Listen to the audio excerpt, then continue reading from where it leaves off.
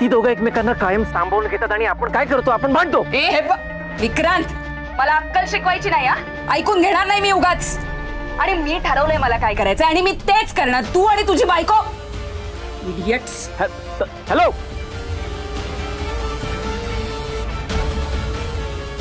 आमच्यात राहून आमच्यावरच ओरडतीये.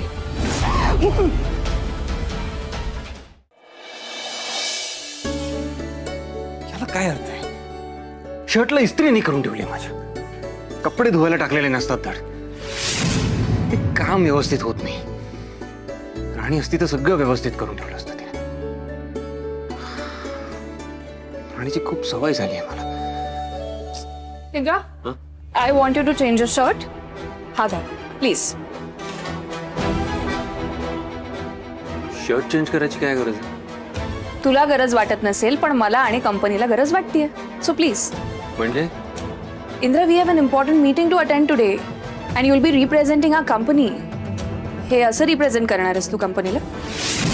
आणि मला नाही चालणार माझ्या पार्टनरने, आय मीन बिझनेस पार्टनरने हे असं कंपनीला रिप्रेझेंट केलेलं. So please.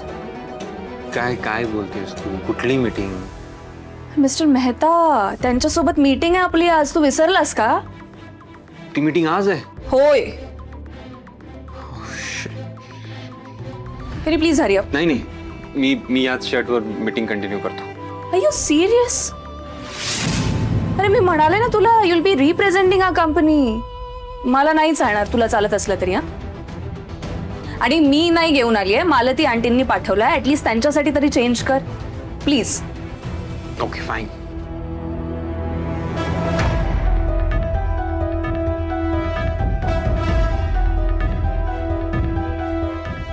चेंज करतोय तू.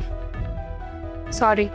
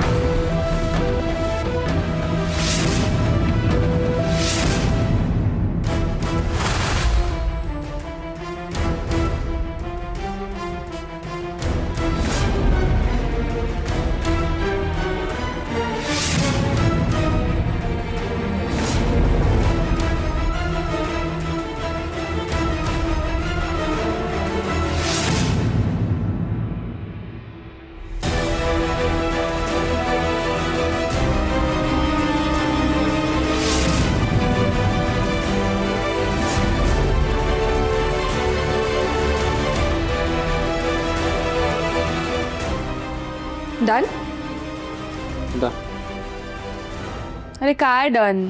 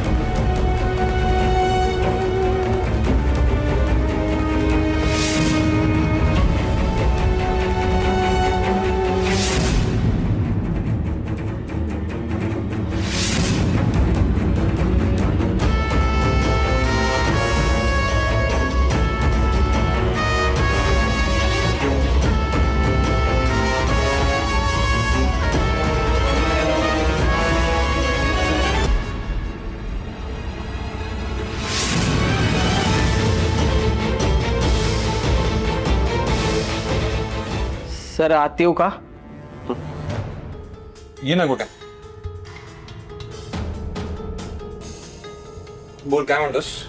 सर ते चाळीत डेंगूची साथ आली, त्याच्यामुळं कमी कामगार येणार आहे. ठीक आहे ना, हरकत नाही, आपण मॅनेज करून घेऊ आजचा दिवस.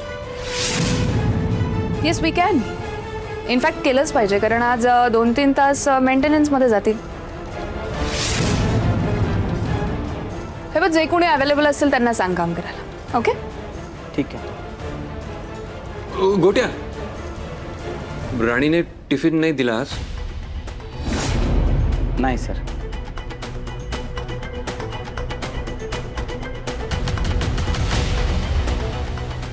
It's okay Indra, I will order something for you. नाही नाही, ऐक ना, माझ्यासाठी काही ऑर्डर नको करूस. मला एक इम्पॉर्टंट काम आहे, मी ते करून येतो, मग आपण मीटिंग अटेंड करूया. हां चल. कसलं काम मी इंद्रा? मी मी येतो. इंद्रा कसलं काम? इंद्रा, काय चाललेलं असतं काही कळतच नाही. बापरे, उशीर तर नाही झाला ना मला.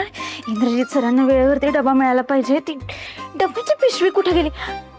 आई, आई, ती इथे डब्याची पिशवी होती, ती कुठे ठेवली आहे? अगं तिथंच असेल बघ. आणि तू आवर की पटापटा. जावई बापू उपाशीच राहायचं तिकडं. हे बाई, इथेच आहे मी पण ना. कडकडीत काही कळत नाही. डबा वेळेवरती गेला पाहिजे. राणी उशीर झालाय, तिकडं लंच ब्रेक होऊन जाईल. बापरे देवा.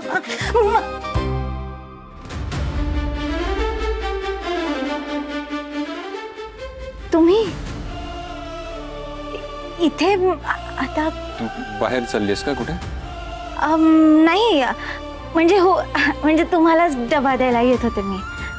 टिफिनची काय गरज आहे? आपण सगळे बसून एकत्र इथेच जेऊया ना, म्हणजे तुम्हाला चालणार असेल तर. अगं भया, जावई बापू तुम्ही अहो न चालायला काय झालं? उलट आम्हाला बरंच वाटत. राणी बघत काय बसलेस त्यांना? उभंच ठेवणार आहेस बाई? बसाल तरी सांग की. अहो जाऊ पप्पू, या ना, या बसा बसा बसा.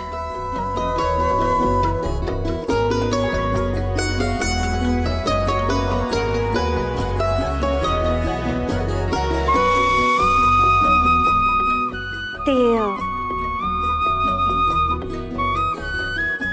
सॉरी बर का,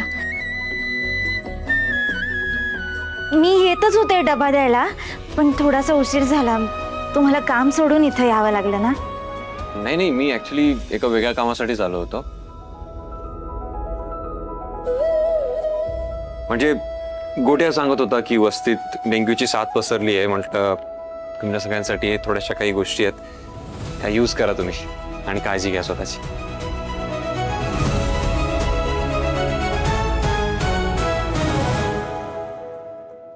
जाऊ पप्पू, हा तुम्हाला काय म्हणावं ते कळणं झालंय बघा. अहो पोटच्या पोरासारखी काळजी घेताय तुम्ही आमची. हो, माझं कर्तव्यच आहे ते. खरंच कुणाची नजर नको लागायला तुम्हाला. अहो पण हे देण्यासाठी तुम्हाला इथे यावं लागलं. तुम्ही काय आलात? गोट्याकडे दिलं असतं की पाठवून. असं कसं? हे द्यायला मी स्वतः आलो नसतं तर मला स्वतःहून भेटून तुम्हाला सांगता आलं नसतं ना की तुम्ही सगळ्यांनी स्वतःची काळजी घ्यायची, कोणी आजारी पडायचं नाहीये. आमच्या राणीनं मागच्या जन्मी लय पुण्य केलं असेल, म्हणून हे दिवस आम्हाला बघायला मिळतात. खरंय राणे, अगं बापन लेकीकडे काय मागू नये असं म्हणतात, पण आज तुला एक गोष्ट मागावशी वाटते बघ. अगं लय नशिबाने असा सोन्यासारखा नवरा मिळालाय.